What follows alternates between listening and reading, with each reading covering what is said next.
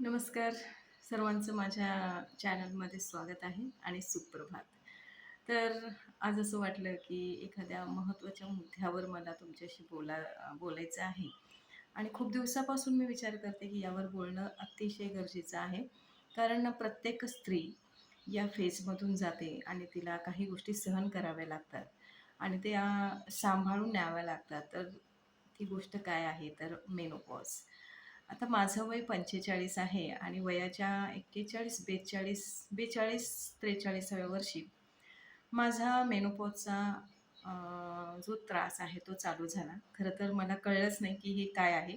कारण पाळी 2 महिन्यानंतर, 3 महिन्यानंतर येत होती आणि मला असं वाटलं काहीतरी मिसमॅच होत असेल आणि येईल. ठीक आहे.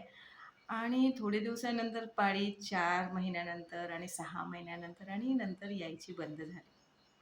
तर तुम्ही समजू शकता जे कोणी 38शी नंतर मेनोपॉजला सुरुवात होऊ शकते आणि रजोनिवृत्ती.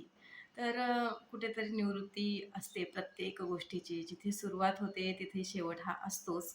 आणि जेव्हा पाळी बंद झाली तेव्हा मात्र वाईट वाटायला लागलं. कारण पाळी जेव्हा येत होती रेग्युलर तेव्हा तिचं इतकं महत्त्व मला वाटलं नाही. परंतु जेव्हा ती बंद झाली तेव्हा मात्र एक मैत्रीण गमावल्याचं एक दुःख माझ्या मनामध्ये सतत सलत होतं आणि काहीतरी वेगळीच भावना मनामध्ये येत होती. मात्र पाळी जायचा जो पिरियड होता, 1 वर्षभराचा, 1-1.5 वर्षभरा 1-1.5 किंवा वर्षभराचा त्या काळामध्ये पाळी 2 महिन्यानंतर, 4 महिन्यानंतर, एकदा ती 6 महिन्यानंतर सुद्धा आली आणि हळू ती गायब झाली.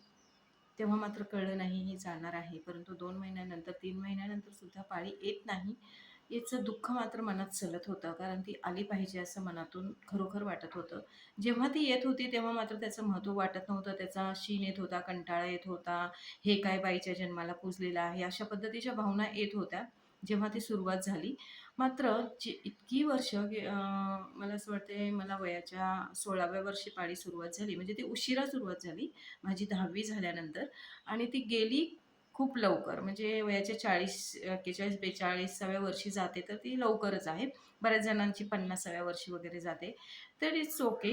हा एक निसर्गाचा नियम आहे. ती येणं आपल्या हातामध्ये नाही आणि ती जाणंही आपल्या हातामध्ये नाही. आपल्याला गोष्टी फक्त स्वीकारायच्या आहेत आणि त्या मान्य करून पुढे जायचं आहे. तर हे आपल्याला करणं खूप गरजेचं आहे. आणि ती गेली. मला थोडंसं मनामध्ये हुरहुर वाटायला लागली, की बाबा इतकी वर्ष माझ्यासोबत माझी पाळी होती आणि ती आता जातीये. तर ते मनातलं एक काहीतरी खदखद होती. ती कुणाला सांगूही शकत नव्हते. स्वतःशीच मी बोलत होते, की हे काय चाललेलं आहे. आणि ती गेली. मात्र ती जात असताना माझं वजन जे होतं ते 47, 48, 49 इथपर्यंत होतं आणि मी सडपातळ होते. आणि पाळी गेली आणि त्याच्यानंतर पोटाचा घेर वाढला. माझी तब्येत थोडीशी वाढली. म्हणजे जास्त नाही. मी खूप हेल्थ कॉन्शियस असल्यामुळे माझा योगा, सूर्यनमस्कार या सगळ्या गोष्टी रेग्युलर चालू असताना सुद्धा माझं वजन 4-5 किलो झपाट्याने वाढलं.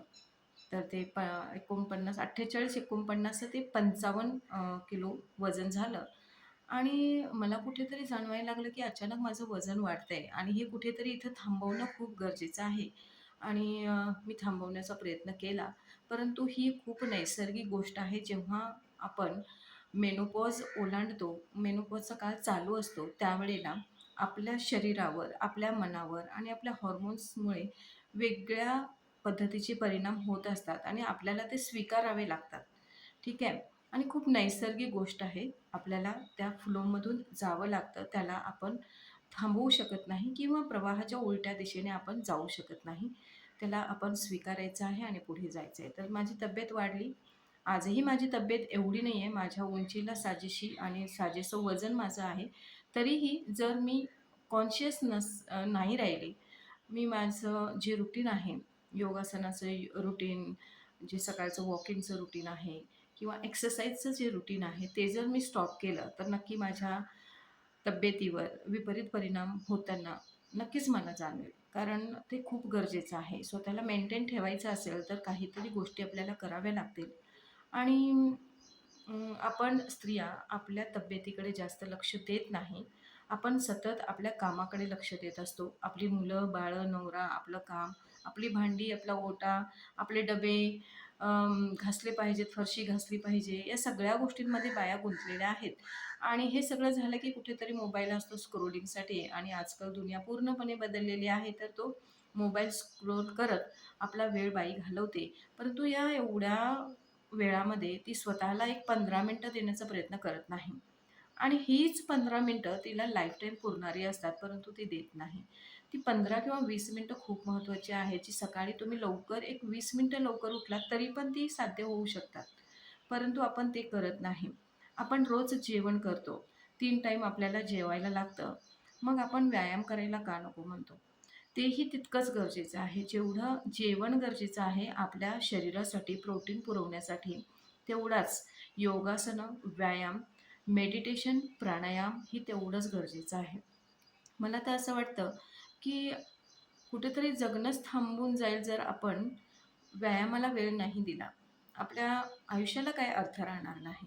कारण ते देणं तेवढंच गरजेचं आहे. आपण जेवण करतो, तर तेवढाच वेटेज तुम्ही आपल्या व्यायामाला द्या, आपल्या शरीराला द्या, आपल्या मेंदूला द्या. कारण मेंदू आणि आपलं शरीर, समजलं, या दोन्ही गोष्टी, मन आणि शरीर आपण म्हणतो ना, या दोन्ही गोष्टी तेवढ्याच महत्त्वाच्या आहेत.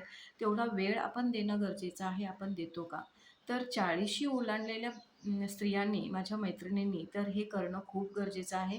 कारण त्याच्या आधी बाया आपल्या संसाराच्या मागे धावत असतात. त्यांना वेळ नसतो या गोष्टींना देण्यासाठी. तर 40शी नंतर तरी बऱ्यापैकी आपली मुलं मोठी झालेली असतात. ते स्वतःचं काम स्वतः करू शकतात. तर कुठेतरी आपल्याला एक निवांत वेळ मिळतो, आणि त्या निवांत वेळी आपण अ, व्यायाम करणं, स्वतःबद्दल विचार करणं, स्वतः काहीतरी शिकणं, या गोष्टींकडे लक्ष देणं खूप गरजेचं आहे. कारण मेनोपॉजनंतर पूर्णपणे आपलं शरीर, आपली मानसिकता, आपलं आयुष्य बदललेलं असतं, आणि कुठेतरी आपल्याला असं वाटायला लागतं, की आपलं आयुष्य उतरत्या कळेकडे लागलेलं आहे. आयुष्याच्या संध्याकाळची सुरुवात झालेली आहे, आणि संध्याकाळ होत असताना सूर्य मावळत असतो, बरोबर? तर तो मावळायच्या आधीच आपल्याला जे काही जगायचं आहे, ते आपण जगून घ्यायचं आहे. कारण याच्या आधी आपल्याला वेळ मिळालेला नसतो. आपल्या संपूर्ण संसाराच्या धावपळीमध्ये आपल्याला वेळ मिळत नाही. पण मेनोपॉजनंतर बऱ्यापैकी आपल्याला फावला वेळ मिळत असतो, आणि त्या वेळेमध्ये आपल्याला जो छंद आहे, तो छंद जगून घ्या. व्यायाम करा, मेडिटेशन करा, आनंदी राहण्याचा प्रयत्न करा. कुठे मला आनंद मिळतो, हा आनंद शोधा. शोधलात की नक्की सापडेल, आणि त्या आनंदामध्ये जगण्याचा प्रयत्न करा. कारण मेनोपॉजनंतर आयुष्य जास्त राहत नाही. तर ते कुठेतरी संपण्याच्या मार्गावर चाललेलं आहे, आणि जर संपत आहे, तर त्याचा एक एक क्षण आपल्याला जगून घ्यायचा आहे.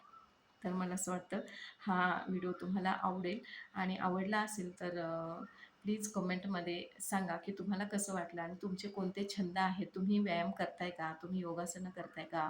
किंवा स्वतःचे काही छंद जपताय का? काहीतरी नवीन शिकताय का? तुम्ही मेनोपॉजच्या स्टेजला आहात का? तर या सगळ्या गोष्टी तुम्ही कमेंटमध्ये सांगू शकता, माझ्याशी शेअर करू शकता. तर सबस्क्राईब करा चॅनलला, आणि लाईक आणि शेअर करा. धन्यवाद.